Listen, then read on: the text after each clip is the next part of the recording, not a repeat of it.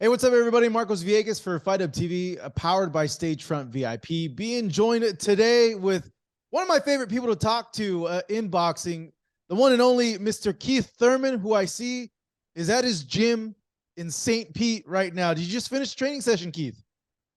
Hey, I was doing some mid work, some bag work, and I'm just hopping in so that we can talk boxing, baby. I got plenty of time. There's a lot of great fights that have happened. There's some good fights that are being announced this year. So I know we got a lot to get into, man. And I'm happy to see you like always. Oh man, likewise. So wait, are you training for a fight? Is that what you're doing right now? Yeah, we Are you have in camp? we don't have our date announced, but I know it's all in the works. We got this big pay-per-view coming up.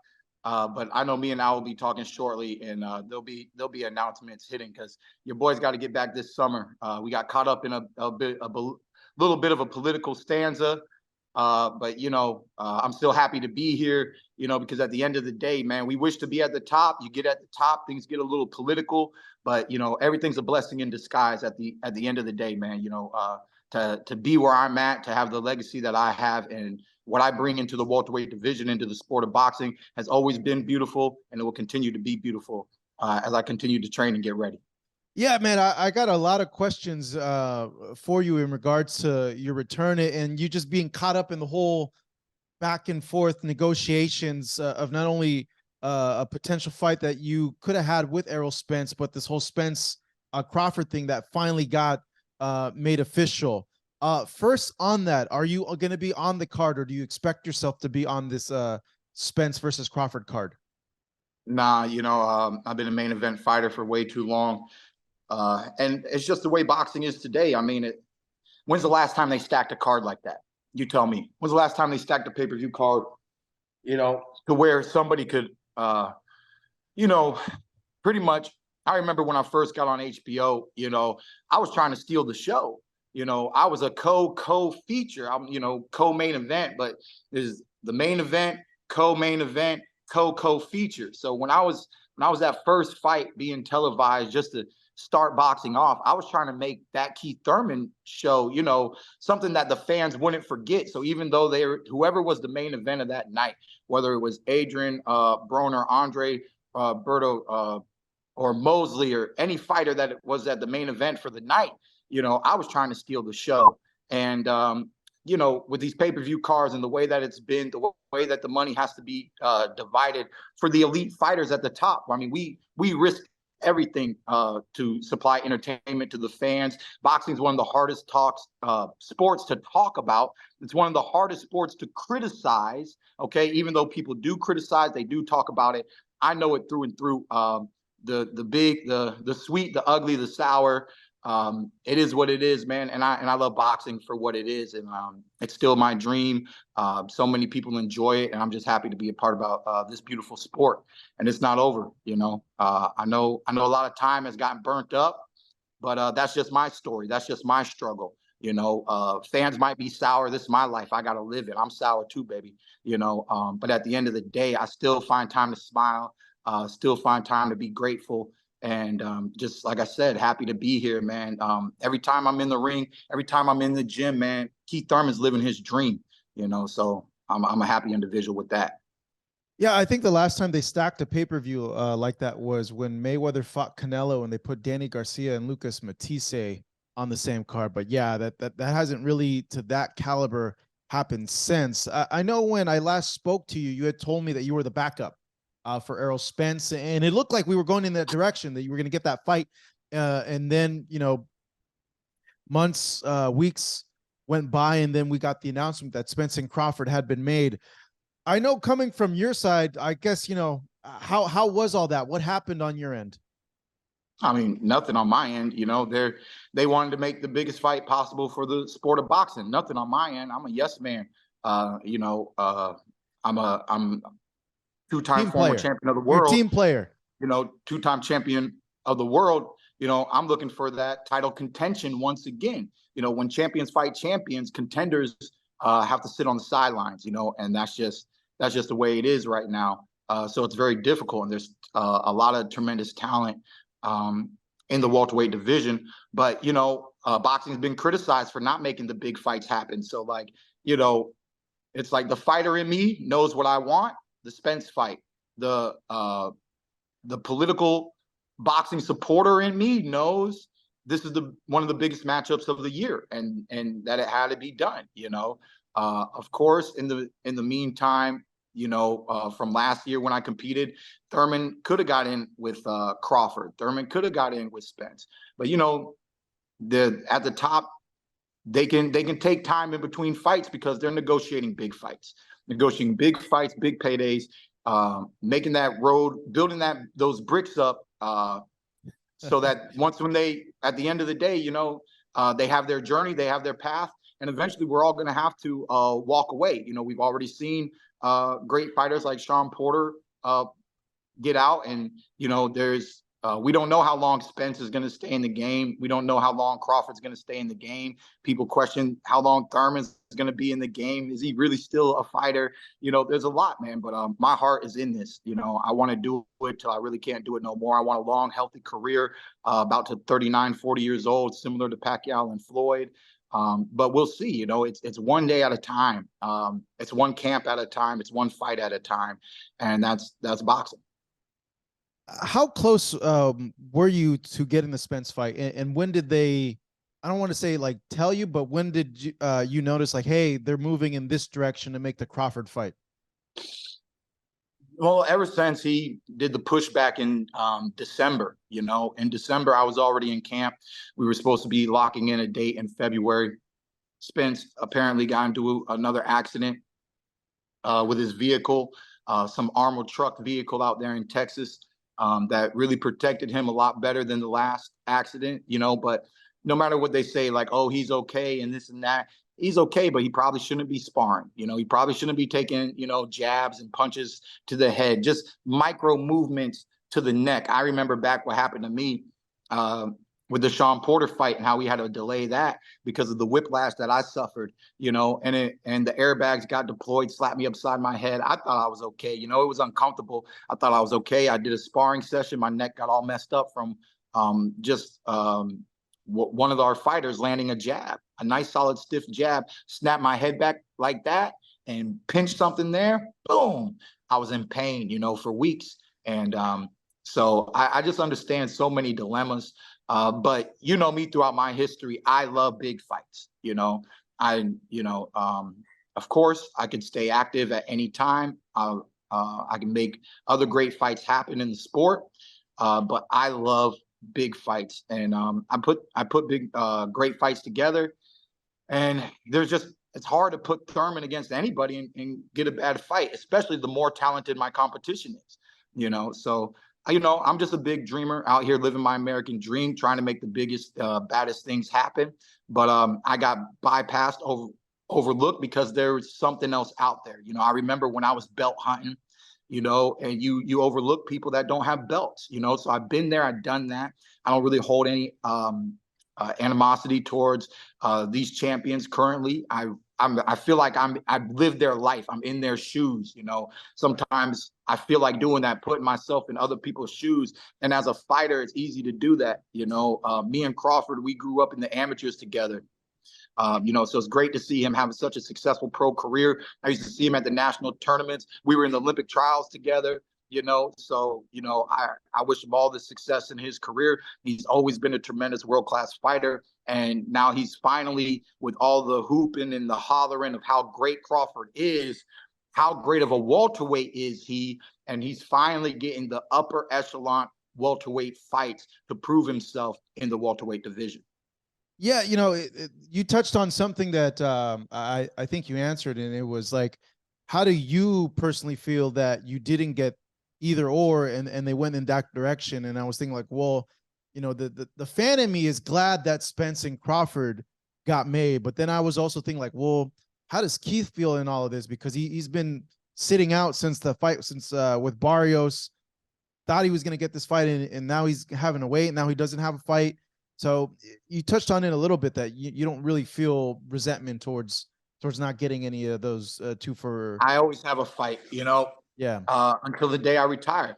Every day of my life, it can be a 1 year, 2 year, whatever's happening. Every day of my life is one day closer to my next match. So I just have that positive outlook with boxing.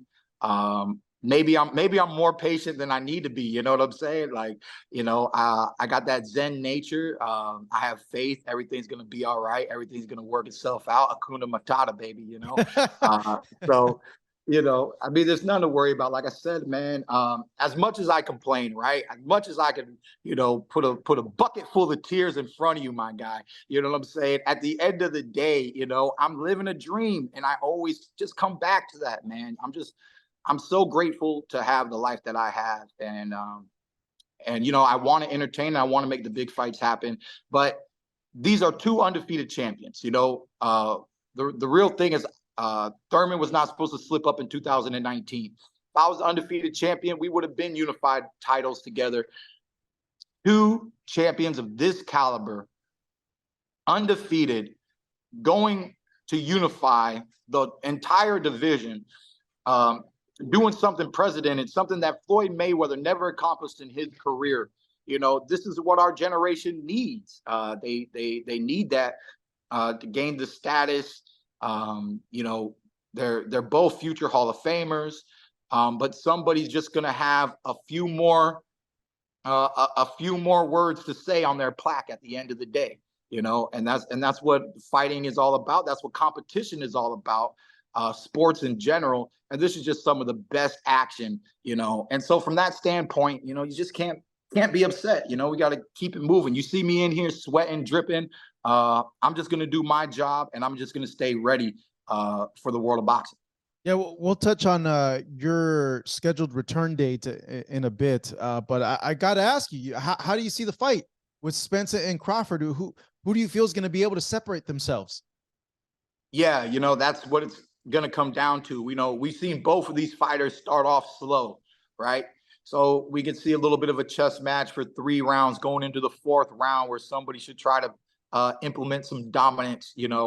I think it's going to be really important for somebody to go ahead and control the pace, control the rhythm, and sneak some punches in. Who can touch who. Boxing, the definition is to hit and not get hit. So who's going to touch who first?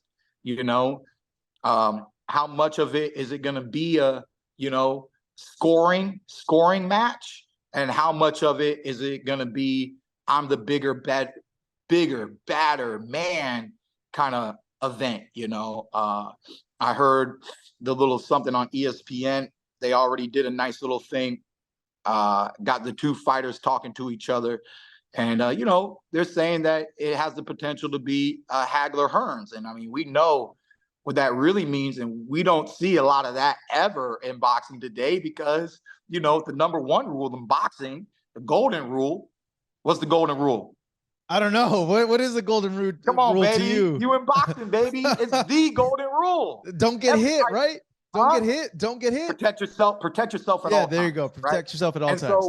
And so with understanding of the defense, with watching Floyd as being almost like a mentor to so many fighters, regardless of if they ever went into his training camps or not, so many fighters looked at Floyd. Floyd was the pinnacle of boxing, and he was hitting and not getting hit, hitting and not getting hit. So it's just kind of up the IQ and the awareness of many fighters, unless if you're stuck to where that's never been your strategy, right? That's never been the way that you box, But for people like Spence, people like Crawford, this is like Lomachenko. This is Olympic style boxing. That's what Floyd was. That's what Ali was. That's what Oscar De La Hoya was, So this is just the top pinnacle of boxing, the real art. We're gonna see everything. We're gonna see ring generalship.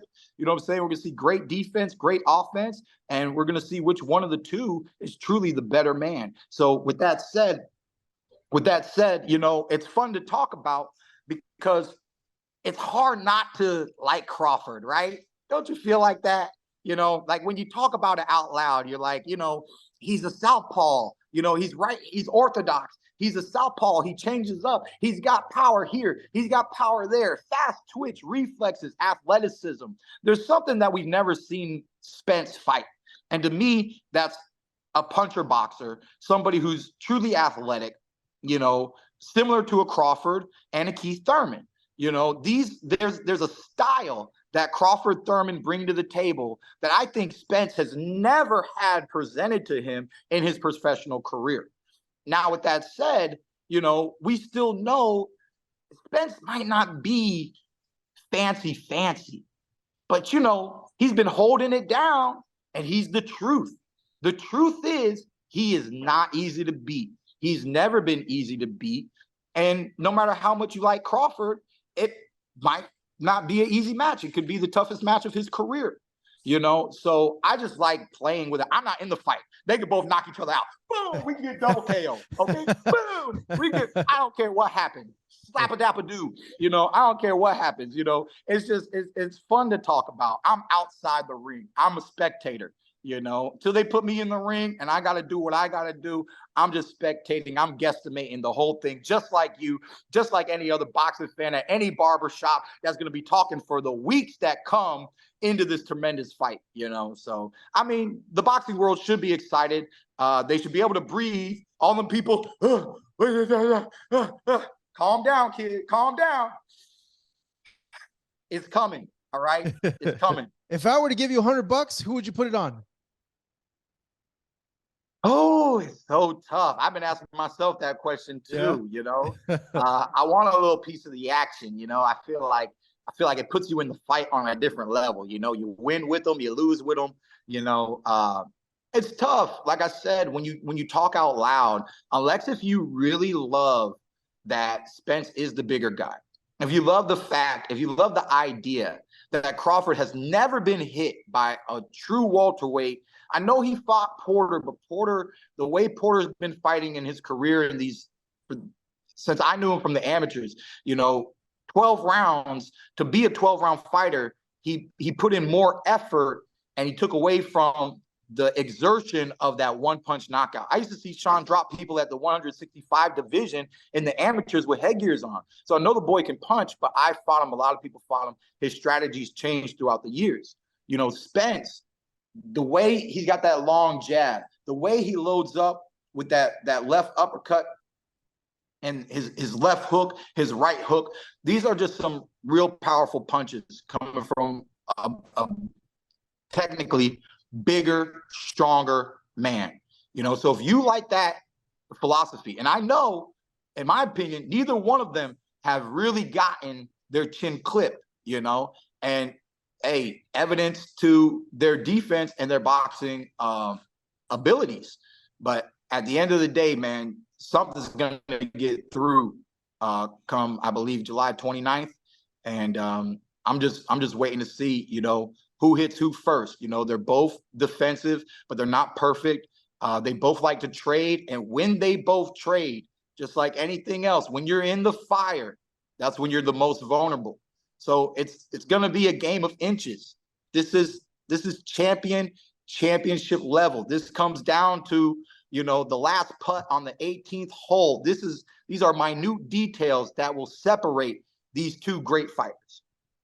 Yeah, talking to trainers and just talking to people, there's two things that come up. One you touched on is the size of Errol and the volume. And some say, you know, Errol's just going to drown out or could drown out Crawford with his activity. Or yeah, he might get clipped with some counter punches, but it's going to be such an overwhelming volume of punches that you might see Errol separate himself there. Others have said, look, Crawford's too smart. A guy who throws that much leaves himself open for a lot of counter punches. Once, you know, Terrence finds a rhythm, it starts teeing off and finding those holes, you'll see the volume dramatically decrease from Spence because he'll be thinking about throwing these punches in this combination. So it's like, man, it really is a 50-50 fight. You feel like, well, you can look at Terrence, that boy's skinny strong. He's skinny strong. I mean? Yeah, like, he is. He got that skinny strong. You know, that's different, man. Tommy Hitman Hearns, you know, he's got good height. Spence is notorious for his long jab, but with somebody who can compete against that long jab, you know, with some athleticism, how dominant is it going to be, you know? But we thought Ugas was going to be able to do the jab war with Spence, and eventually he just walked him down. Now, people who say that Errol has a lot of volume in his punches, I tend to disagree. But the one thing that I love the most, and this is something that I've seen throughout Arrow, whenever those lights are really on and it's necessary, is the dog in them. Okay.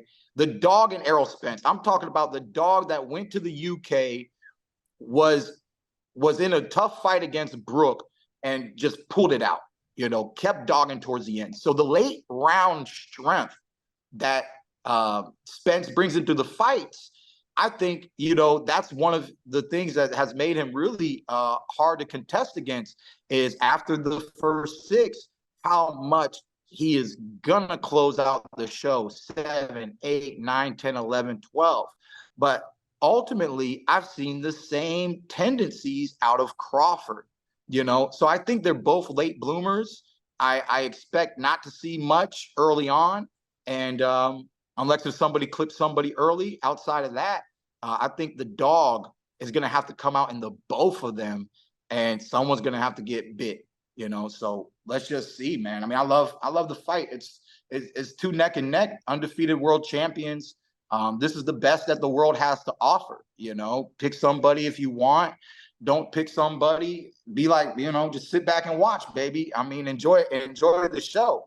Unless if you're trying to put something on it, man, it's just going to be something to witness, because greatness will be manifesting on the 29th. So let me know who you're going to put your money on later. Hey, you know what? Yeah. I like this fight. After having this conversation with you, yeah, let's put a hundo on the draw, because the on the odds draw. pay up. Yeah, let's put it on a draw, man. Come on, you know how many different ways they can split that? Split draw, majority draw, something draw. 5-year-old just made a draw. You know, what I'm saying? You never know with these judges. We don't know what these judges see. Yeah. We don't know what these judges see.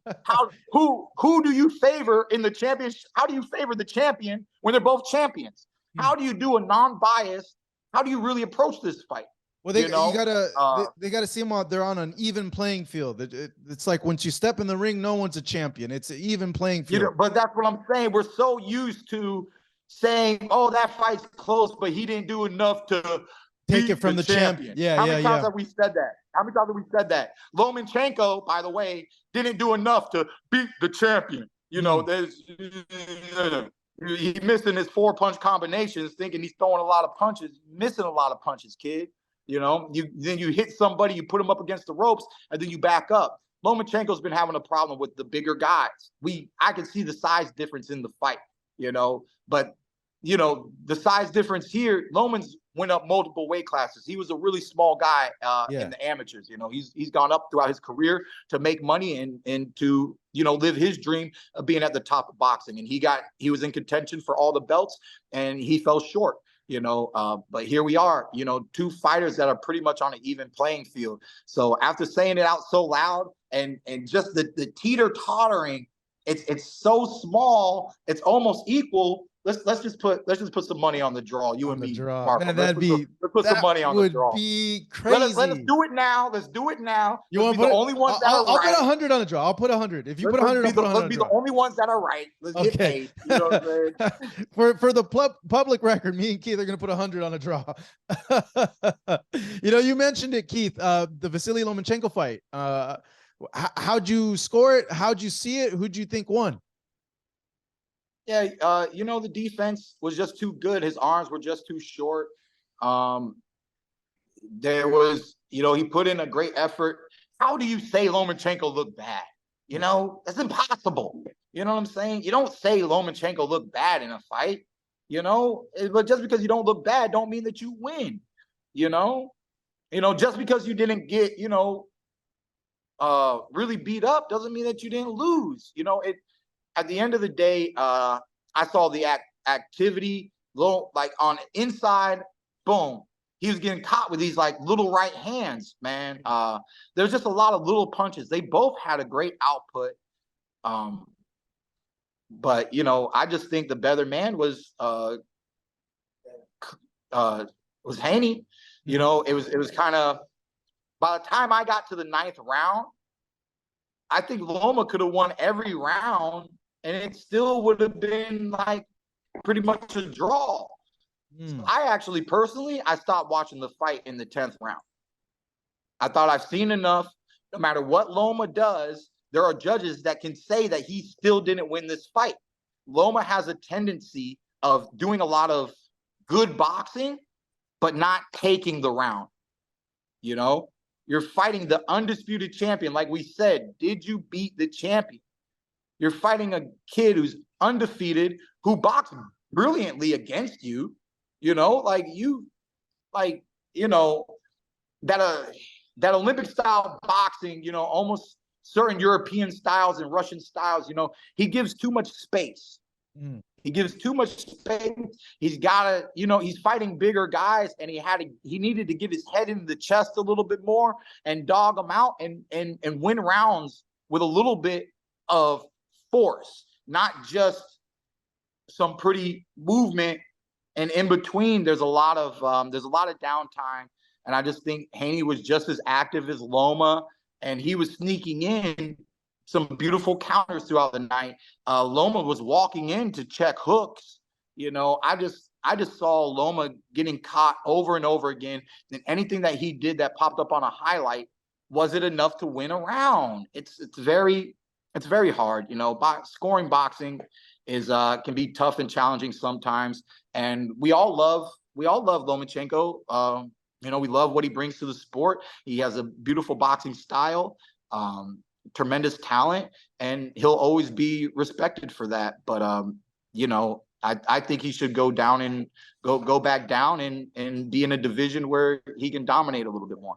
Yeah, he is fairly undersized for 135. A lot of people cried robbery in this fight, but a lot of people are like, no, close fights aren't robberies. But a lot of the fans there, they thought Lomachenko won the fight.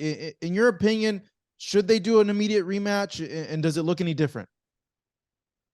Hey, Haney, man, if that was easy work for you, take the check, baby.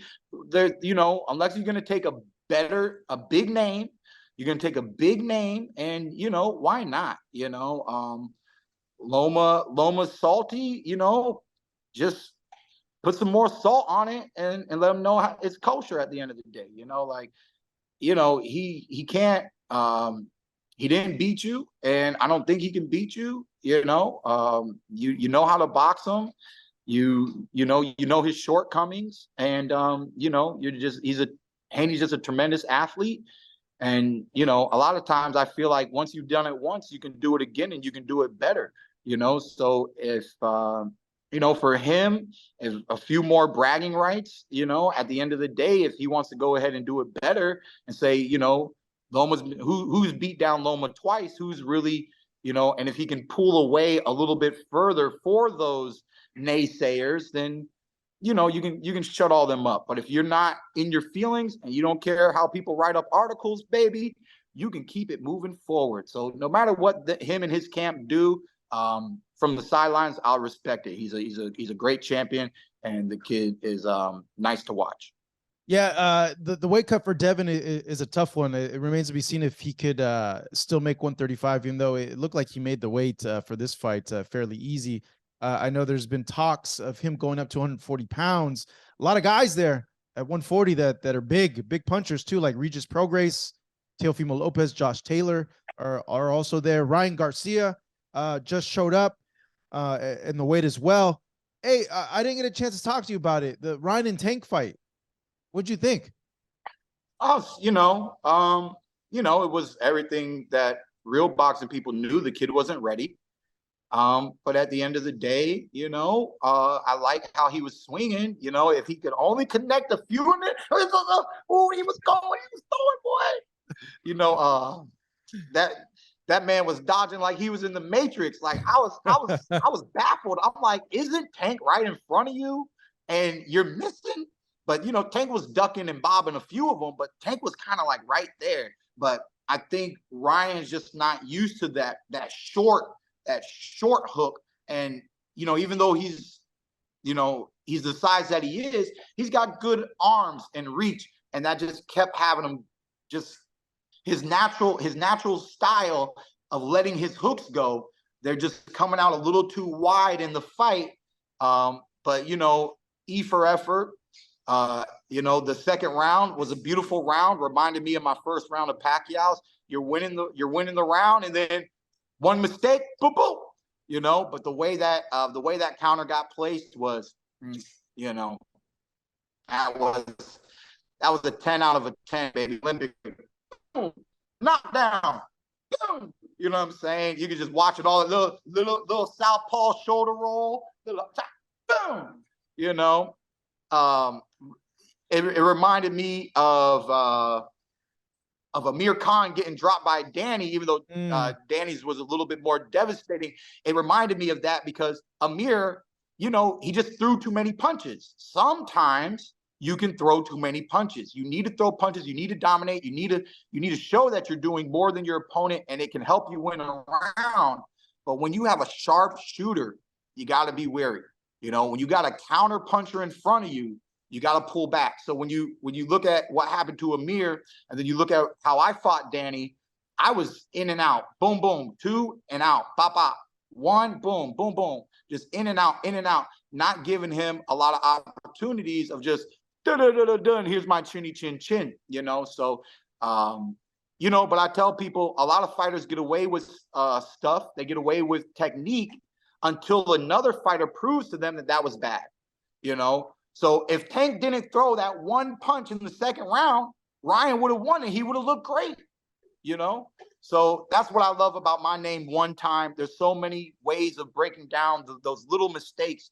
You know, that one time you mess up, that one time you land the big shot, the one time you get hit to the body, you know what I'm saying? So at the end of the day, it was entertainment for fans. The kid hasn't been through the ringer to fight a Tank Davis. It's shown, but I know how boxing works.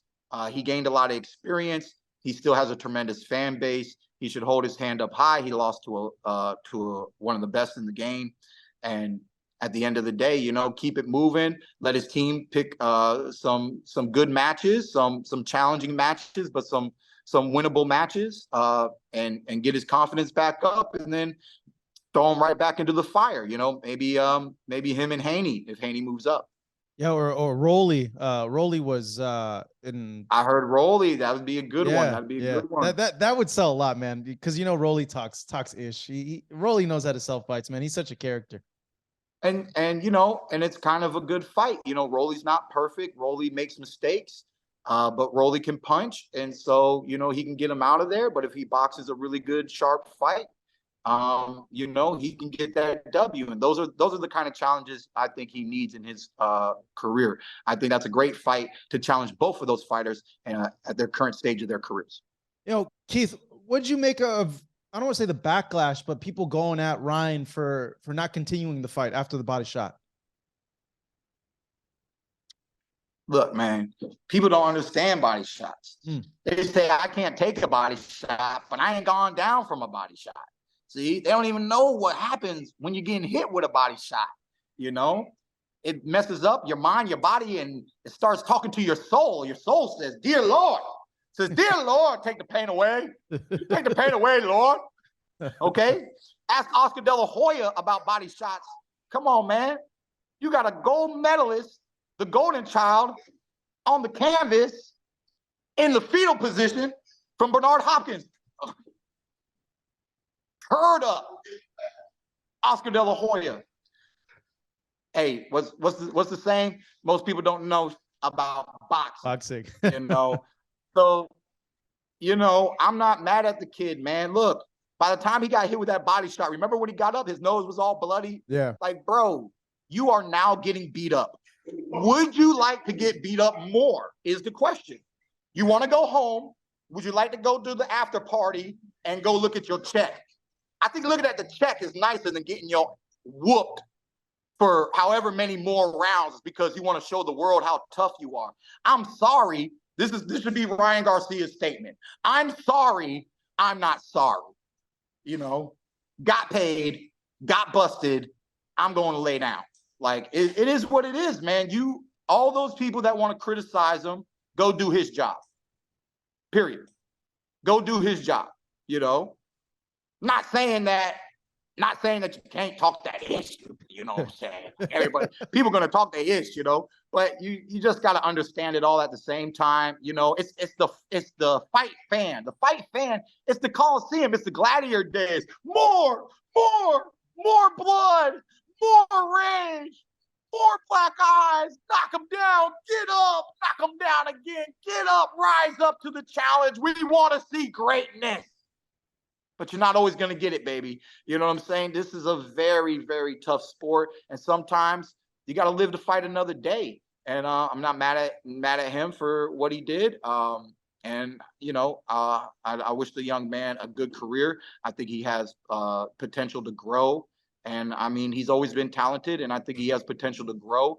And some people, they do. When they're young like that and they get those losses like that, we see a better fighter later. We saw it with Canelo. Canelo is one of the few fighters in the past several years that got defeated by a tremendous fighter and showed us better performances after that.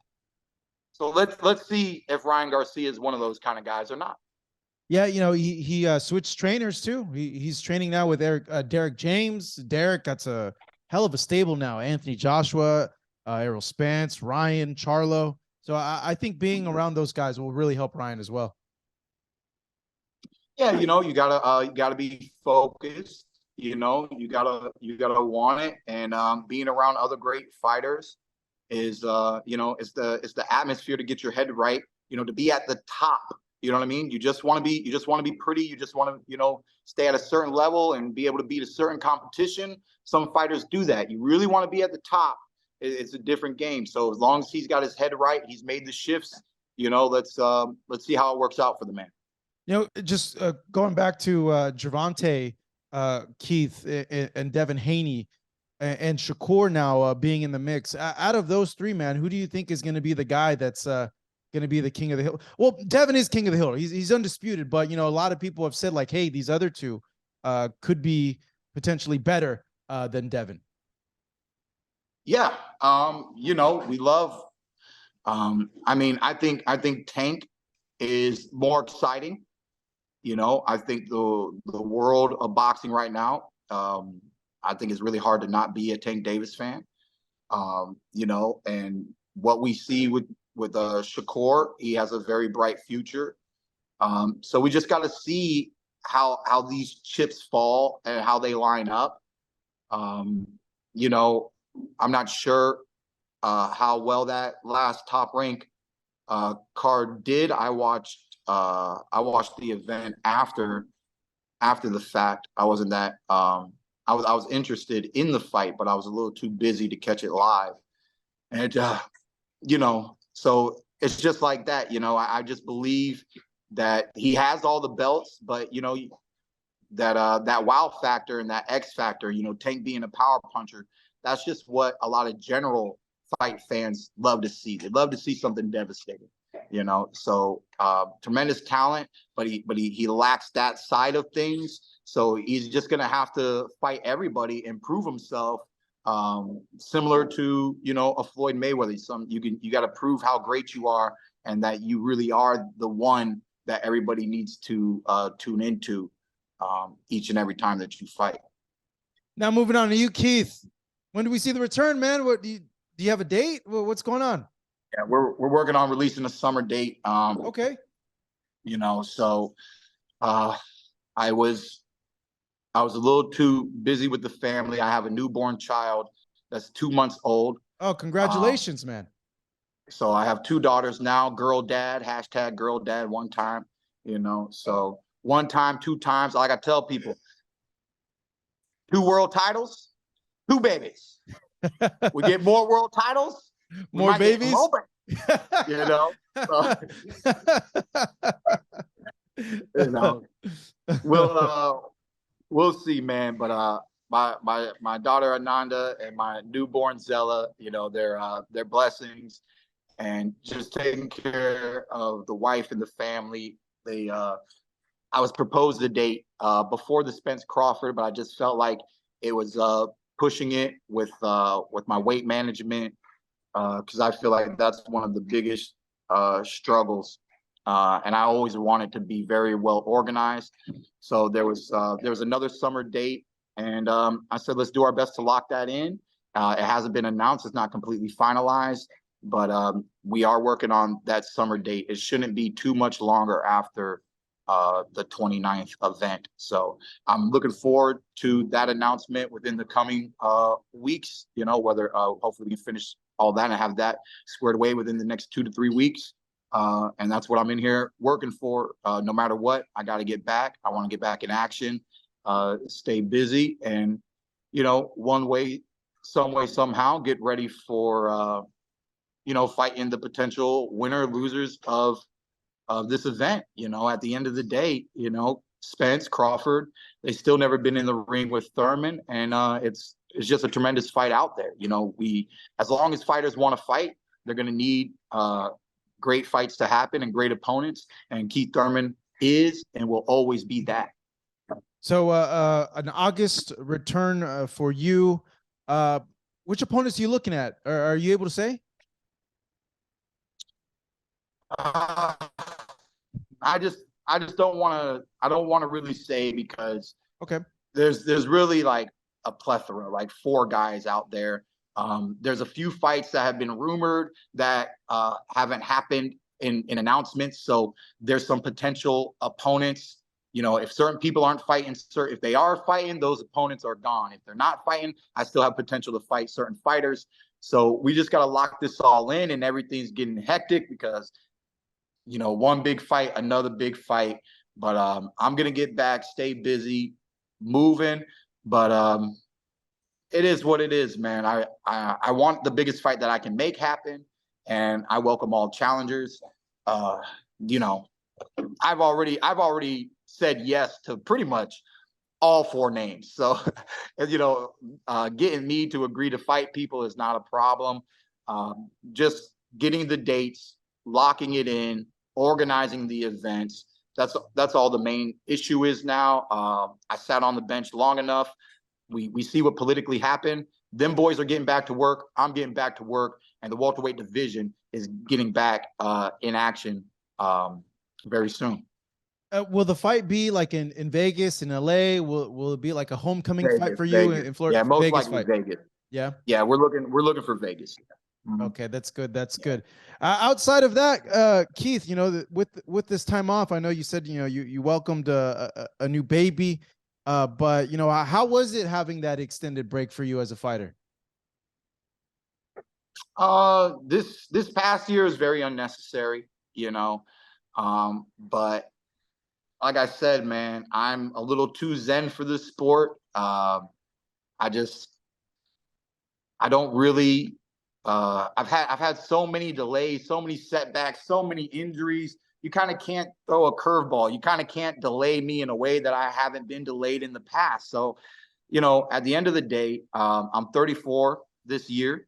I just want to get moving. I want to stay active, because when people assess how long are you going to do this, you know, I told you my ultimate goal is to go till I'm 40. But I know at the end of the day, we got 3 solid, great years. So if I can get back on getting the ball rolling, staying active for the next 3 years, I'll be very satisfied with my career. And then we can assess it from there. If towards the end, 3 years from now, I'll be 37. You know, if I want to continue with that tempo, with my health and my wellness, I'll do that. If I feel like slowing down and only fighting once a year again till I hit about 40 and hang it up, then so be it, you know. But mentally, I'm prepared for the sport. I'm prepared to put my body through this for the long haul. So that's how I feel. In those next 3 years, do we see you move up to 154 at all, Keith, or are you pretty comfortable at 47? There's potential, you know, because I know Spence, regardless of what happens, win, lose, draw, 2 fights, 3 fights, whatever he does here in the welterweight division, this might be his last hoorah, because he's going to feel like he accomplished everything, you know. It's still a big fight for me. If I have to chase big names at 54, I'm that guy. I'm willing to do it, you know. So if there's potential whenever the potential to make a great fight happen, unless we talking about 175 and things of that nature. I ain't trying to fight no big boys. I don't really need to be at 168 either. It'd make weight a lot easier, but I don't really need to be at 168 either. So there's I don't really see myself moving past 160 ever in my career. I just don't feel like I have the height and size for it. But I love the welterweight division, so I'm gonna melt the cow for as long as I can, and as long as my diet and my regimen, I know how to scale down my body mass to hit that weight comfortably. Even at this age, I've done it many times, so I have confidence in that. But yeah, for the right fight at the right time, 154, no problem. Sign. Yeah, because we seen Danny moving up. I think he's even moving up now to middleweight now with this Irizlandi Lara fight. Yes, the same thing. Make a great fight happen, you move up. I think Laura's a little too big for the boy, but at the end of the day, Laura is on the last stretch of his career. I remember watching him back in the day. Who did he fight? Did knock him down? No, when he fought before Canelo, when the one who had the motorcycle accident. Oh, Paul Williams. Who was the welterweight? Paul Williams. Yeah. So I saw Laura fight Paul Williams, and that was a great one. Laura should have won that fight. Yeah, that was one of those ones. Yeah, that was one of those ones. Yeah, where you're like, the way he was boxing was actually pretty nice and smooth with it, and this and that. Laura's had a tough road. Yes, stylistically, like I said, just entertainment wise, he was always a tremendous boxer. But it was hard to get a lot of backing and support. He's Cuban, but I've respected him a lot throughout his career for many, many, many, many years. And I actually read one article where he said he'll take me if, so I think he just wants to go out with a name, a Danny, a Thurman, there's people at 160, but, I think he wants to go out on a name and I can't say what he's doing with his career, but just knowing how long of a career he's had, as much as I've watched, I almost feel like I won't be surprised if he bows at the end and says this is his last showing. Interesting. Yeah, I'm just trying to think like the guys at 154, like they're not that much bigger than you, honestly. Like when I think about like a Tim Tszyu, Brian Mendoza, Charlo's a big guy, that's for sure. I know Charlo cuts down a good amount of weight to get to 154, but yeah, I don't see him being like that much more massive than you at 154. Yeah, it's a height thing. Once you move up in weight, the average height of that division goes up, and I'm climbing trees, what I'm saying? So, 6 footers, I'm messing with these boys, and that's just like an average, 6'1" is probably like the average of 154, so it is what it is. I just know the sport. I know my place in the sport. But I'm flexible. I'm willing to do what it takes to make great fights happen, All right. That's Keith Thurman. Keith, it was great catching up with you. Great seeing you, man. Congratulations again on your new baby girl. And we hope to see you very, very soon in the summer in a return fight, man. There's nothing like a Keith Thurman in the sport, man, because you bring a lot of excitement, a lot of energy to the sport, man. One of the most colorful personalities there is right now. Thank you, my guy. Pleasure being on the show. I'm going to go get a tuna salad. Get right. Have a blessed day, brother. Take it easy, Keith. Man, I love seeing Keith Thurman. One of my favorite people to interview. As he stated, is going to make his return this summer. I think August. I would assume August because he said that it was going to be his return fight the week after the Spence Crawford fight. So I would imagine August, like he said in Las Vegas. But, sport's always great with the Keith Thurman involved, man. He knows how to sell fights. He knows how to pump up fights. He's an exciting fighter. He's what we want to see. And, he's at a time in his career right now, I think, that he wants to make up for lost time, and he doesn't want to waste his time on just fighting fights that aren't meaningful at this point, given the construct of boxing and what fights he can get as well, given, you know, the fight schedule. But it's always a great time chatting with Keith Thurman. And you know, he was there at the gym in St. Pete. I've been to that gym. It's a freaking hot and sweaty gym, man. And it's a very old school gym. That's for sure, man. It's no bells and whistles. It's not like this type of gym where like influencers go, and it's like a bare bones type of gym that's like on the side of the road that you wouldn't ever really think was a boxing gym. And that's where he's called home for many, many years. And I believe Winky Wright came out of that gym as well. So a big shout out to everyone over at the St. Pete Boxing Club over there in St. Petersburg, Florida. Now, we have another guest on this. You know, this is something a little new that we're trying out here on Fight Up TV. You know, for the longest time, I've been wanting to do an interview show.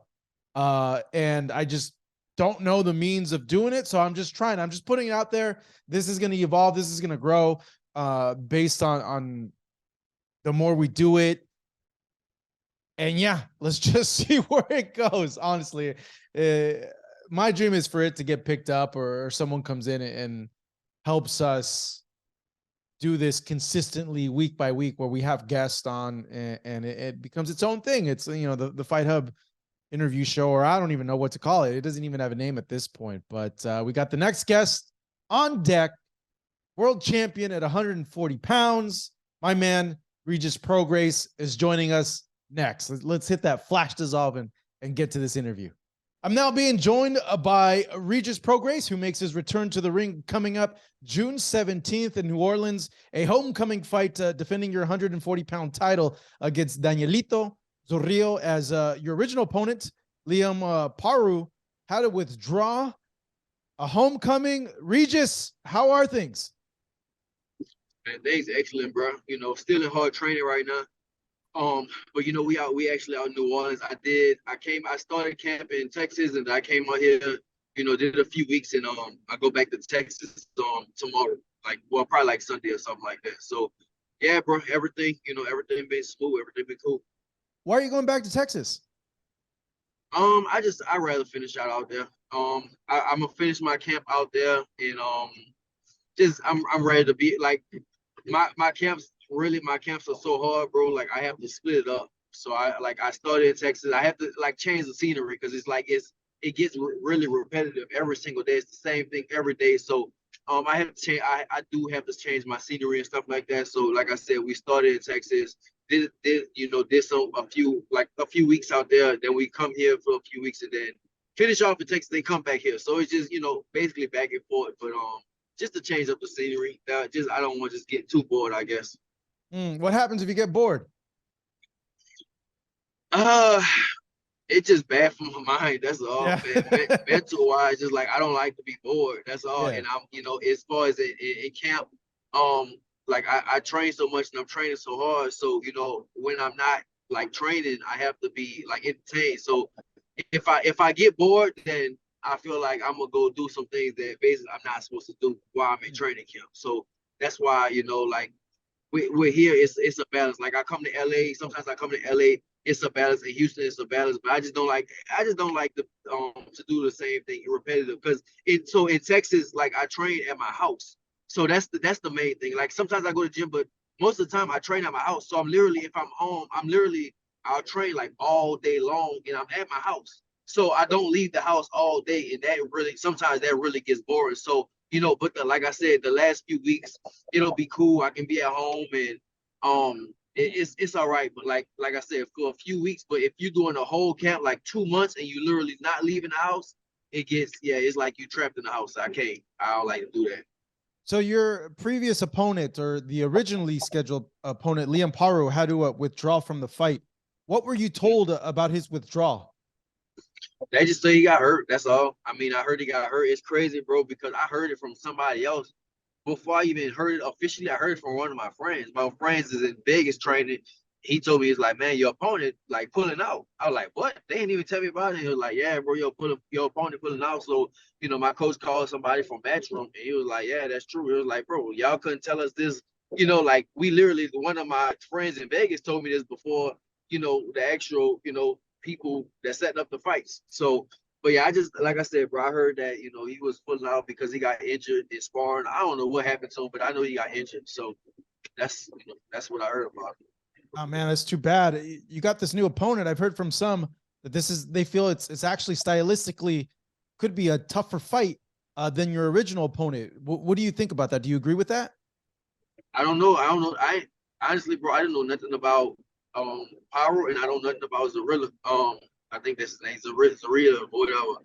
Like I'm not. Listen, bro. I feel like I'm the best in the world at what I do, and like it don't matter who you put in front of me. I just feel like I'm gonna beat him no matter what. So style wise or whatever, I mean, I've been doing awesome in camp. So yeah, it doesn't matter, bro. If he can bring a good fight, that's cool. I think the people in New Orleans, they want to see a good fight anyway. So, if I can have a good fight with somebody, entertain the fans, entertain the crowd, then that's what I want to do anyway. Have you seen a lot of tape of him? Have you been able to study him? Like from what you've seen, what do you think? Not really. I only watched the fight with Barboza, and I saw that when it was like live. I remember watching that, on TV, because I actually started talking a little shit after the fight and stuff like that on TV. So yeah, I never I didn't really watch him too much, bro. Like I'm not really into watching my opponents and stuff. Whatever. I'm not really into watching my opponents and stuff. My coach does that, and I just go out there and tell and do what he tells me to do, and go out there and do what I'm trained to do. That's interesting. Because I don't know, don't you want to get like a feel for your opponent or like know like what to expect? Well, listen, I still watch them, but I haven't like I still don't get me wrong. I'm not going in blind. I'm not going into the fight blind. Like, oh, I don't know, because I saw him fight. When it was live when he fought Barboza. So I'm definitely gonna watch him and stuff. But I just like, for me, I'd rather go out there and do what I do and do what I'm trained to do instead of worried about somebody else. Like I feel like a lot of people probably do that. I mean, some people watch other people's tapes and stuff, but I feel like that's kind of what the coaches do. When I watch boxing, bro, I watch like old school boxing, like old school southpaw, great southpaw boxing, Purnell and like Zab Judah and Marvin Hagler, Roberto Duran. Obviously wasn't southpaw, but still, just that's the type of boxing I watch, and I worry about me. I don't really worry about who my opponent gonna do too much. This fight is in a homecoming fight. It's happening June 17th in your hometown, New Orleans. You signed a 3-fight deal with Matchroom and Eddie Hearn, though you had offers from other promoters. In your opinion, what made Matchroom stick out to you the most? Like, why did you decide to go with Matchroom? First off, it was the gut feeling. It was just my gut feeling. You can't, sometimes when you have a gut feeling, you can't go away from that. You can't just, and so I met Eddie. Well, I mean, obviously I met Eddie years ago, but they had a fight in San Antonio, and I met Eddie, and just kind of just what he told me, it was like, like it just was better. It just was good. Like the plan was that, well, tell you what, like, so the plan with Top Rank, it was just like I'm gonna be a part of their plan. And I said this before, it's like I'm gonna be a part of their plan, what they have going on. But it's like with Eddie, I will be the plan. Like but basically like I'll be more of a priority over at Matchroom. That's kind of what I feel like. I'd rather be, like, for me, I'd rather be priority than just somebody just in the mix.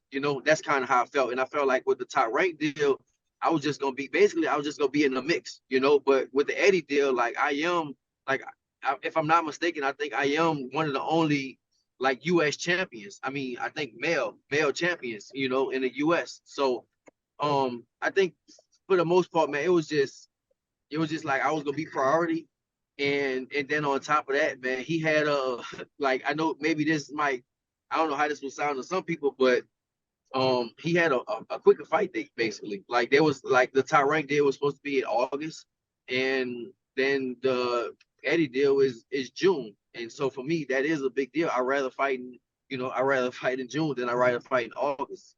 So that's why, I went Matchroom. And then the whole thing, man, it was just like you said, a gut feeling. When I have the gut feeling, it's just like you can't shy away from your gut feeling. That's just you have to stick with that and go. And I'm in. So for me, I didn't want to have like doubts in my mind. I didn't want to be like, if I would have went Top Rank, I didn't want to be like, man, I should have went Matchroom way. And saying vice versa, I didn't want to go Matchroom and be like, man, I should have went Top Rank. And still right now, I don't feel like that. Like I feel like I made the right move. I don't know if this is accurate or not, but I read that the Top Rank deal, they actually offered you more money. Is that accurate? They offer me more fight. Obviously, more fights can be more money. Yeah. Yeah. They offer me more money, but they offer me more fights. Yeah, at the same time. But yeah. So I guess like on the surface, some people would be like, whoa, you skipped more money for this because you feel that you're more of a priority. That's really what it is, right? Yeah, basically. Yeah, I feel like I'm gonna be more priority, and I feel like Eddie can deliver me the big fights. I think he could deliver. Like, I think he still can deliver me those big fights. So. All right, with the deal, I'll tell you the deal. What it was. We're not giving the numbers, but the deal was it was gonna be Barboza. Barboza's supposed to be first in August, right? And then and same thing. This one was supposed to be Haru or whatever. And they about what and what. And in caliber fight, they about what and what. After that, I think it was supposed to be like Ramirez, and then maybe like Josh Taylor or like a Teofimo. But the numbers just wasn't there. For me, the numbers wasn't there for those fights. I feel like those fights are big fights, and the numbers don't turn it off. The numbers just they just wasn't there. So and basically like Eddie just gave me, like I said, it was just better. And he told me he can give me, just bigger fights. What are So those that's fights, why. man? I gotta know. What are so you listed Well, Top Rank had listen, offered Barbosa, maybe Teo, maybe Josh Taylor. maybe Ramirez, maybe Taylor, maybe Ramirez, Josh yeah. Taylor. Oh, another thing, Yeah. I didn't say is that. So what I understand is Ramirez has. So all right, you take out you could take out all those other fights. You could except Barboza, but all those other fighters have something maybe going on, right? So Ramirez, from what I understand, this is his last fight at Top Rank. That's what I heard. It's his last fight at ESPN. So all right, you telling me I can maybe fight Ramirez, but by the time after I fire Barboza, it's gonna take a few months. He probably could be gone.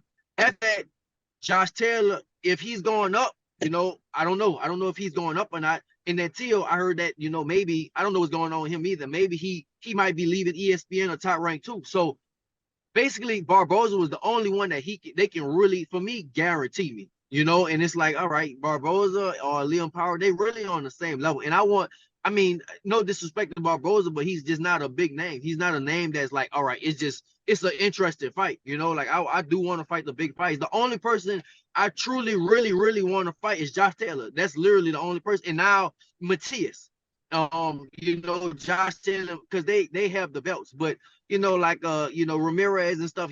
I mean, of course I can definitely fight him and stuff like that, but it's just he might leave. He might be leaving and stuff. And all right, I go over there and then he might leave anyway and he be gone. He might, if I go to Top Rank, he might go to Matchroom. So, that's why I said, man, I felt like that Matchroom was the best deal for me.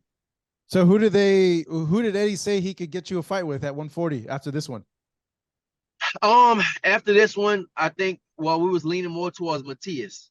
After this one, Matias, and obviously he brought the Haney thing up. He brought up Haney, and I know you gonna ask me about it because tweets and stuff been going on right now. Yeah, of course, tweets been going on and stuff like that right now. But Eddie said, yeah, like we can Matias for unification, and maybe even Haney. Haney has he had one more fight or something like that on the contract with them, so maybe I can fight Haney or Matias. And so it's like, all right, I can go Top Rank and fight Barboza and or maybe a Ramirez and maybe a Teal, or I can go Eddie and I can get Matias for a belt, and maybe Haney, and that's that's a really big fight, So and basically the money that Top Rank was gonna offer, bro, like in one of those fights, I probably make the same money in one of those fights that they can offer me probably in 3 or 4 fights. So yeah, I know people think that I should have went this way, I should have went that way, but I think that Matchroom just made the most sense. Yeah, I was gonna ask you about that tweet. It kind of seems like Devin made up his mind and he's gonna go to Matchroom, back to Matchroom. Is that what you heard? Yeah, I heard that, and I mean, listen, Eddie told me that a while ago. Eddie told me that you know, we're gonna try to get Devin. You know, he said, man, you and Devin is gonna be a big fight. We're gonna try to bring back Devin. After the Loma fight, we're gonna try to bring back Devin. And it looks like that's what's happening, you know. So back when I signed my deal, you know, people didn't know all these things. I know the fans and stuff like that. Hopefully they watch this, but the fans and stuff, they don't know the inner workings of these, what's going on behind the scenes. They just talking and stuff like that. But you know, he was already Eddie was talking to Matias, Eddie was talking to Haney, and those are big fights. I just feel like bigger than, you know, on the other side of the street, I guess. Yeah, you invited Devin to the fight coming up. Yes. Oh, man, that gets me excited. You and Devin, how does a fight between you guys look like?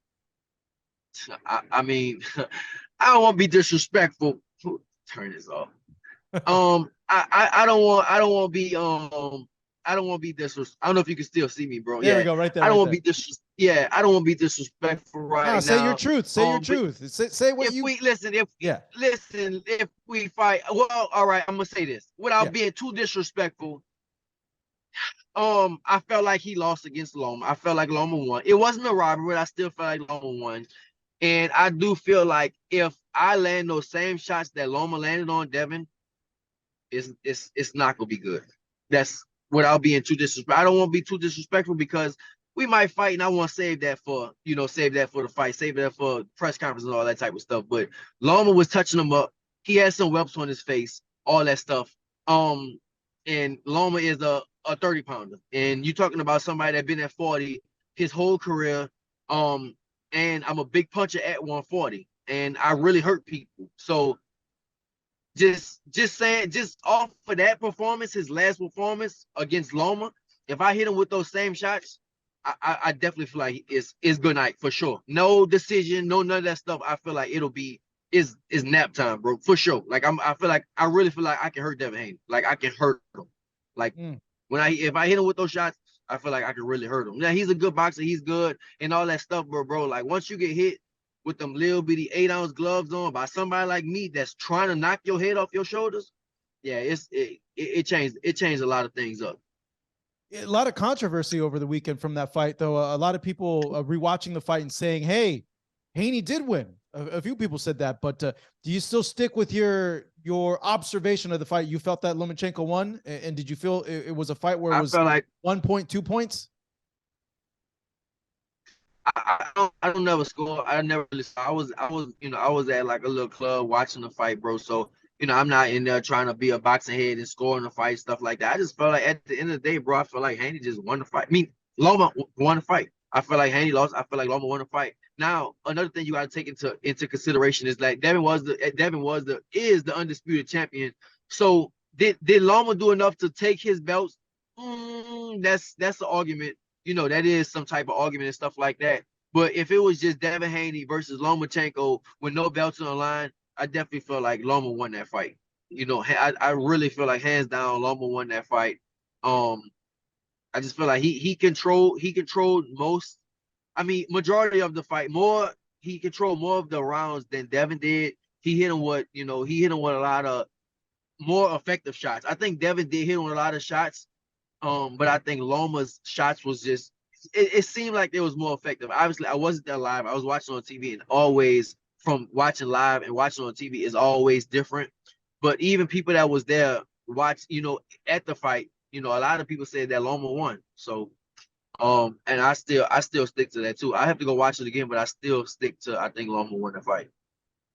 Do we see a rematch from I guess from what you're telling us? Probably not. But do we see a rematch? I don't think so. No, I don't think so. I saw Bill Haney was like, nah, I don't think they would want to rematch Loma, because, even though he's getting older, I think he'll come in, he will make adjustments. He had 400 amateur fights or something like that, multiple time world champion. So I think he will come in and make adjustments. So I don't think they will want to see Loma again. I think he probably will want to fight me next. We'll see. Hopefully me and him can fight next. Yeah, man, this 140 division now is getting really interesting. You got you as the world champion. Ryan has now entered the division. Rolly, Romero won a title at 140 pounds. potentially now Devin is going to move up to 140 now, could face you. And we got, Teofimo and Josh Taylor coming up also. Right. It's bro, 140. Man, one of the best decisions I did as far as my boxing career was staying at 140. I had a long time. I could have went up to 47 with the whole Maurice Hooker thing, bro. And I was like, nah, man, I'm staying at 140. 140 is about to jump off. 140 is gonna be the highest division. And I'm so glad I didn't go up to 147. I'm so glad that I stayed at 140 because just look at what's happening. It's so much stuff that's happening right now, bro. Like I'm happy I decided to stay where I'm at. Looking at 140 pounds, I just got to ask you, because you faced Josh Taylor in a close fight. He's fighting Teofimo Lopez coming up. What's your take on it, man? How do you think that fight plays out? I mean, you hear things. The thing is, you hear a lot of things, whispers and stuff like that from the UK that, Josh's outside life is terrible and all kinds of stuff like that. So I think that might play a part in it. But at the same time, I still think Teo has a style to beat him. Don't get me wrong. I think he has a style to beat him, but Josh is just so much bigger than Teo. That's the thing. I think he's so much bigger. I still would lean more towards Josh, but it's an interesting fight because both of them have a lot of pressure on them. I mean, both of them look terrible in their last fights. Both of them got dropped in their last fights by people that was supposed to be lesser than them.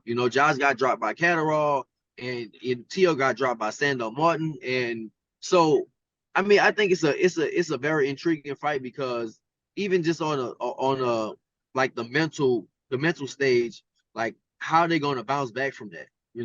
Yeah, I think it is an interesting fight, but I would lean more towards Josh Taylor. Given how explosive Teo is, and given Josh's work rate, does the fight go 12 rounds, or you think at some point either Teo catches Josh with something or Josh catches Teo with something? I think so. I think both of them could catch each other. I definitely think both of them, either one of them could catch each other for sure. Who catches who first? I would think style-wise that Teo might catch Josh first, but it is I don't know, man. It's really an intriguing fight. Like I said, Josh Taylor, he does have a high work rate until he is explosive. He could just come out the blue. He's fast. He's explosive. He could come out the blue and catch him with something. It's definitely an intriguing fight. Who are you rooting for? Oh man, Josh Taylor for sure. That's who I want to fight. I want to fight Josh Taylor more than anybody else. So yeah, I definitely root more for Josh Taylor because that means he can keep his belt, and me and him could do a unification or something like that. So yeah, I definitely lean more towards Josh Taylor for sure. Because if he loses then it's like, all right, like what's I won't be able to really fight him. I mean, obviously we can fight, whenever, but it's just like if he loses the tail, like it's not that much value. Obviously it's valuable to me because that's the fight I want, but it'll be more valuable if he keeps a belt and he's, we fight the same thing again like we did 4 years ago as two champions fighting. Regis, you still there? There we are. I think we got you back. I'm still here. Cool. I think you might have gotten in a bad area. But now I see you. Now you're back. Okay, perfect. Yeah, I just pulled up. Will you be attending the fight with Teo? I would imagine not, because you're still in camp. Your fight's the week after, but will you be making a No, I'm not. No, I'm not going. No, I'm not going to the fight. No, I'm in training camp, man. So when I'm in training camp, I'm serious about my craft. So no, I'm not going to the fight. All right. And last thing I just want to that's like it's literally a week before. Yeah, it is. It's a week before. So yeah, you're cutting weight. That probably wouldn't be smart to do that. Yeah. No, exactly. One last thing with you, Regis. Finally, we get Errol Spence and Terrence Crawford. Everyone is talking about it. The boxing world is buzzing. Who wins that fight? Give us the fighter's perspective, the insight on how this fight's gonna play out. Man, that's the best fight you can make in boxing, bro. That's it. That's literally the best fight you can make in boxing. It's nothing else bigger than in the sport of boxing right now. I truly don't know who's gonna win. One thing I could tell you is, like, earlier I was saying that it was all Spence for me. Before, a few years ago, it was all Spence, and now I'm like, man, I really don't know who's gonna win because I feel like both of them. I can see that Errol walk him down, hit him with the jab, beat him up to the body, and potentially hit Crawford with some big shots and maybe stop him. And then on the same token, I can see Crawford boxing around and catching Errol with some stuff too, and switching and catching him with some stuff. So I mean, that's a big fight, and I really don't know. I really don't know who's gonna win that fight. I really truly like sometimes I know for the reporters we'll say we don't know, and then we'll go behind your back and say this person gonna win. For this one, bro, I will tell you off the camera, like I really don't know who's gonna win this fight. I cannot pick who's gonna win this fight. Yeah, it seems to be everyone is split though. I've noticed from just me talking to trainers, a lot of the trainers are favoring Crawford, but because of how versatile he is, his ring IQ. But I just keep thinking, man, Errol's activity has to play a big part in this fight. I think, I mean, yeah, his activity, just how strong he is. You know, he has a really hard like right jab. You know, so it's like he does walk people down with that right jab all the time, and he can box, and his activity is so high. So I mean, like I said, bro, it really is a great fight. Like, and the thing is, Crawford, another thing with him, he's just a killer, and he really believes in himself. You know, he just don't back down from nothing, nobody. He really believes in himself, and that plays a factor too. Yeah, Crawford is a mean dude. Like he's one of the few guys, like I would say him, you, and maybe a Noe, where it's like guys legit just want to hurt the guy in there. Like you can tell, you know. Yeah, bro, he don't back down. He like, he really is, bro. He's like, you know, they all killers and stuff like that, but he is like, yeah, he a mean dude, bro. That mentality he has. I mean, Errol has a different type of chill type of mentality, you know, but Crawford is like one of those dudes that like he'll walk around by himself, bro. He don't care. Like the thing with I know the video is up, a famous video, you know, like he came to New Orleans and you know, all my partners ran up on him, and bro, he wasn't backing down, bro. He was in my city, and like, bro, he could have got chopped up out here, and like, still, like, he was like not backing down, bro. So, just you know, and he was by himself, literally. He wasn't with nobody. He was by himself, and he wasn't backing down. So, you know, just having that type of mentality that plays it plays a big part going into a boxing match too. I wasn't aware of this video. What's this video? What happened? I think Ellie recorded it, bro. It's on, yeah, it's online. I think he said I'll punish Regis or something like that. Long. It was this was like 2017, 2018, something like that. Yeah, bro. When I fought here on when I fought here it was on ESPN, and yeah, you know, he was signed with ESPN at the time, so he was one of the people they brought in, and like all my partners ran up on him, bro. I'm talking about like 6 or 7 of my partners ran up on him. Like he wasn't like, you know, it's like he wasn't scared to speak his mind. A lot of people will be like scared to speak their mind, and he really wasn't scared to speak his mind. So, you know, and it wasn't like he was like trying to fight or be messy or stuff like that, but he still wasn't scared to speak his mind, and he was literally by himself, and he was in, like I said, he was in my city, bro, and you know, basically things happen here, basically, and like he wasn't scared, and like after that, bro, like I ain't gonna lie, bro, like my people after that, my people was like, they're like, dog, I mess with Crawford, like he really, you know what I'm saying, like a real kind of recognized real. When people see that, they're like, damn, like all right, like he ain't scared, like I mess with this dude, you know what I'm saying? Yeah, I was gonna say if after that you guys talked it out and you know had a chat and are cool with each other.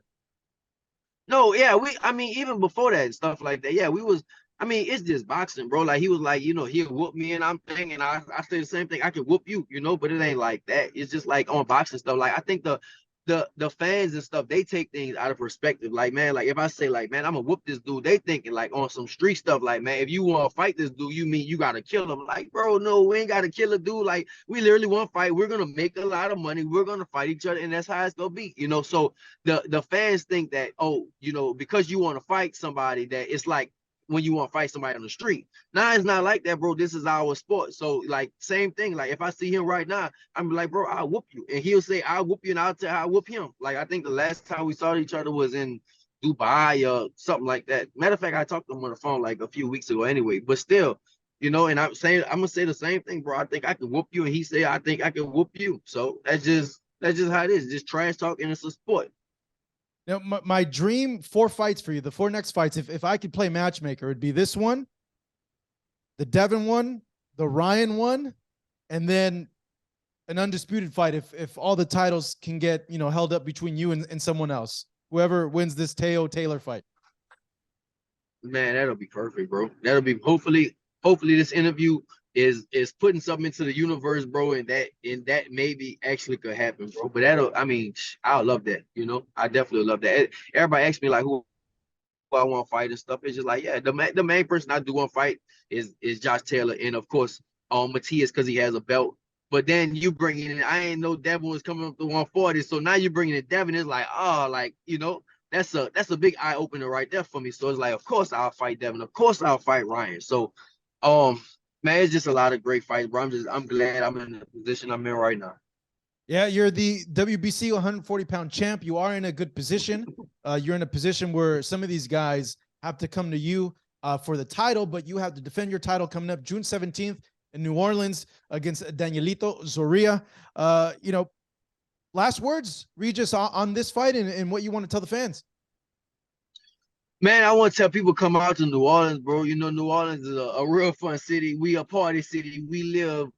Time goes by easy over here. And you know, one thing I want to tell people, bro, like I know what I did a bunch of news interviews yesterday, but one thing I failed to mention is like tickets are as low as $20, bro. So I think people should come. People should come out.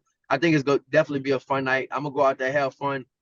Just like I do in front of my people. I think this is a huge fight. Just of course it is for me, but just for the culture of this city from New Orleans. If people don't know kind of like the history, but like I'm the only two-time world champion from this city. And, you know, it was the last big fight they had with a fighter that was from here was Willie Pastrana. I think it was like 1963 or something like that. So it is a big deal. Like it is a big deal here. So, yeah, man, I just think that, you know, I can't wait. Just thank everybody for supporting. And if people can't make the fight, you know, I think people should make the fight. I wouldn't even, of course, watch on the zone, but I think people should make the fight because, you know, I think it's going to be a movie that night. Yeah, no, I usually don't share my opinion ever on these things, but I can't share an opinion on this. New Orleans is a fun city. I love New Orleans. And if you're a boxing fan and you have the funds available, go to New Orleans. It's a great city, great food, great environment. Just the food overall, the culture. History, it's a great city. Yeah, bro. I think it'll be fun, bro. I really do feel like it's gonna be a good night. I feel like it's gonna do good. I feel like it's definitely gonna be a good night and stuff like that. So, yeah, people should definitely come out. We gonna have fun. It's just go. I think it's definitely just gonna be. I can't see it not being a good night, bro. I think it's definitely gonna be a good night in New Orleans that night. That's Regis Prograis returning to the ring June 17th, New Orleans against Danielito Zorrilla, defending his 140-pound title. As always, Regis, great seeing you. Hey, wish you the best of luck in camp, no injuries, and can't wait to see this fight. Of course, bro. Thank you, bro. Thank you, bro. I see y'all June 17th. All right, that was Regis Prograis. We thank him and Keith Thurman for their time today. Like I mentioned, I have no idea what I'm doing with this. All I know is that I want to do an interview show, and I'm trying to put together an interview show for you guys. So if you guys could support, like, share, subscribe. I'm going to try to go ahead and do this again next week or the week after, where I'll block a day and just put these interviews together and try to make a show out of it.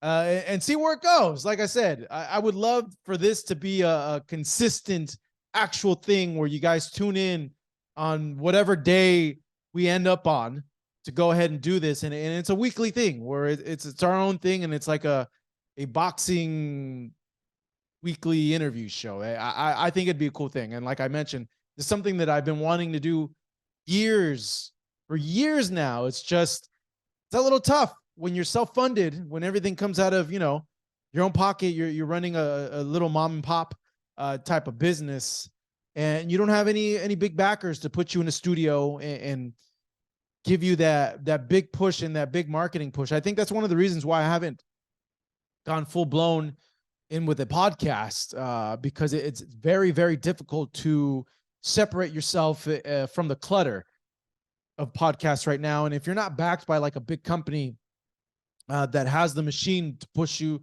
to promote you, to distribute you, or you don't have a celebrity attached to your podcast where it can get you like an instant head start, an instant snowball effect because of their following, it's tough. Don't get me wrong. We were doing a podcast during the pandemic. I loved it, but it was a lot of scheduling conflicts, and also the fight calendar got a little hectic, and it didn't hurt. It didn't help either that we were on doing the podcast during Monday Night Football, and I've noticed at least a lot of the people that watch the channel, yes, boxing fans, sports fans in general, but a lot of them would watch football as well.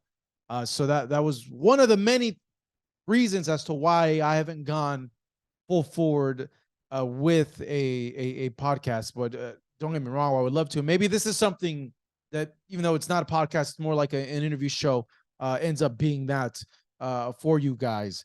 We'll see. Future's unwritten, but if you guys could help us share this, and we'll have more coming your way this week. Big news, obviously, Spence and Crawford finally fighting July 29th in Las Vegas. Like Keith mentioned, 50-50 fight. A lot of people, a lot of insiders I've talked to have favored Crawford in this fight just because of his IQ. But me personally, I have no idea how I could see it going one way, I could see it going the other. Like I see Spence with his volume, his work rate just being too much. You know, he cuts the ring off, just corners Crawford and just just goes on him. Where like, yeah, he's landing 5 punches to Crawford's 2. On the flip side, very easily can see Crawford countering, touching up, being the special fighter that he is, and really making this fight a tough fight where Arrow's like thinking like, okay, maybe he's thinking about picking his spots. So this is why we've been wanting this fight for such a long time. It finally happened. And you know, kind of illustrates too, like the business that is boxing. Like it's difficult to make these fights. It's a lot of money on the line, obviously. And there's no central governing body, no national commission that has jurisdiction over the sport where they can mandate something like this. All the other sports, they're all leagues, and in MMA, I don't want to say it's starting to go in the direction of boxing because they make the fights we want to see. The biggest company, the biggest promotion is the UFC, and they are able to mandate certain fights, though the Ngannou situation is kind of interesting. Strange, actually. You have your heavyweight champ, number one, just leave the company and signs for PFL, given he's standing up for what he believes is right, bigger compensation for himself, bigger compensation for his athletes, athletes for his opponents. So we'll see how that goes, because I'm real curious as to the finances of that. How's that going to work? Like, who's funding PFL? Like, I don't follow the PFL closely, but it's like, first question I had is like, who's funding the PFL? And like, okay, how many? And I'm not knocking Ngannou, because I know some people are going to try to spin this the other way. It's just, how many pay-per-view buys has Ngannou done?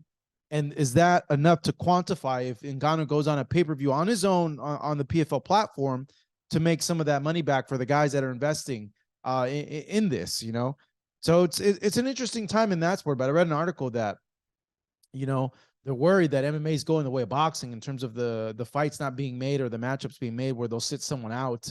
And we've seen that. Keith Thurman hasn't fought since his who was it? Barrios? Was it Barrios? Barrios back in February last year. That's been a thing with boxing lately, is a lot of these top guys are inactive for so long. Good or bad? On the surface, you would think bad as an athlete. That's a lot of your prime years that you're not active. But they're making a lot of money. They're taking less damage. There's always a pro and con to this stuff. But we'll see what happens with this Ngannou situation. Very, very interesting. But I would believe that's our debut episode. I think we're gonna go ahead and wrap it up Please help us out. Watch this, share this, support. I'll try to do one next week as well. And we'll try to be consistent with this and see if we make something out of nothing here. But thank you guys for watching. This is Marcos Villegas, Fight Up TV. Make sure to follow us on social at Fight Up TV, on Twitter, Instagram, TikTok. I don't have one anymore. I don't have an Instagram. Freaking Instagram took my account away. It's a long story that gives me a headache, but you can follow me on Twitter. I'm still on Twitter at Hey It's Marcos V. Thank you guys for watching, and hopefully we'll see you soon. Thank you so much.